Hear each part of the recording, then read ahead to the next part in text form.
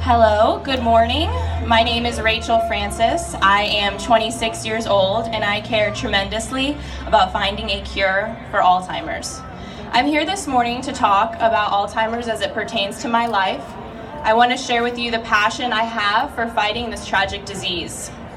I walk in honor of two important people in my life currently suffering from dementia. The first person is Paul Turkletop, the man who inspired my walk team and stood on this very stage last year sharing his personal battle. Paul continues to live with his diagnosis, and although the effects dementia has had on his life are not always noticeable, they are severe. Can you imagine being able to stand up in a group like this and speak eloquently, and then getting lost on your drive home? Can you imagine being able to put together an impeccable business plan, but not being able to calculate a tip in a restaurant? That is Paul's everyday life. The very basic things, the driving, the introductions, the multitasking, the ability to retrace his steps are now moments that require immense concentration and attention, and even then, sometimes they are not achievable.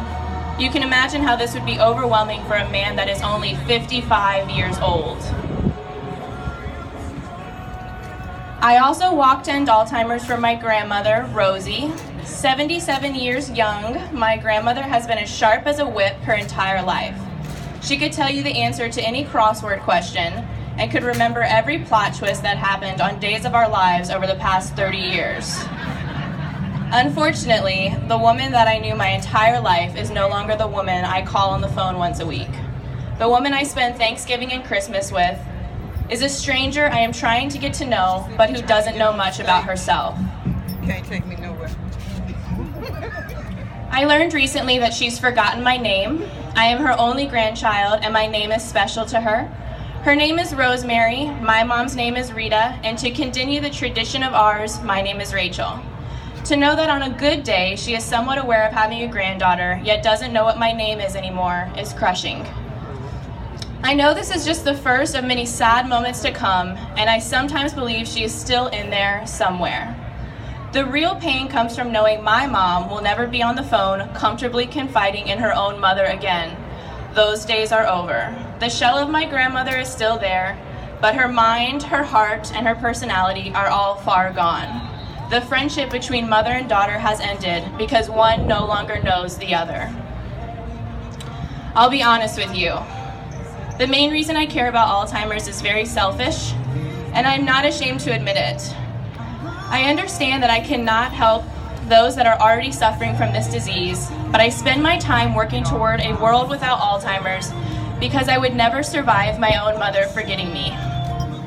I cannot live in a world where my mother doesn't smother me, listen to me, argue with me, shop with me, and love me more than any other person on this planet.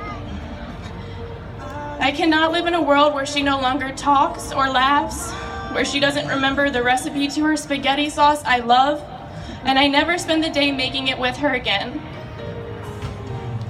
Where she doesn't know the turns and dips in the road of her life that got her to old age, and where she looks at my dad and me in the space that was once filled with an abundance of love within her is replaced by fear. My testimony today is just one of many. I know everyone here has a story like mine. I would be hard-pressed in life to meet someone who has no connection at all to this disease, who doesn't know someone, have a family member, or know a caregiver of someone suffering. The truth is, most of us do. And we live in a time where you're more likely to meet someone with a tragic connection to Alzheimer's than to meet someone without one. It is for these reasons that I am here this morning, requesting that my generation recognizes that Alzheimer's has the ability to end with us. It is the children and the grandchildren of those living with Alzheimer's that has to rise to the occasion. We have to talk about Alzheimer's with our peer groups, sign advocacy cards, and actively seek funding for research. I want everyone here to think about the person you love the most in this world and imagine being erased completely from their minds. Their memories, personality, and ability to love you are gone. I don't know about you, but I can't sit by and watch that unfold. The time to act is now. Thank you for allowing me to share with you this morning.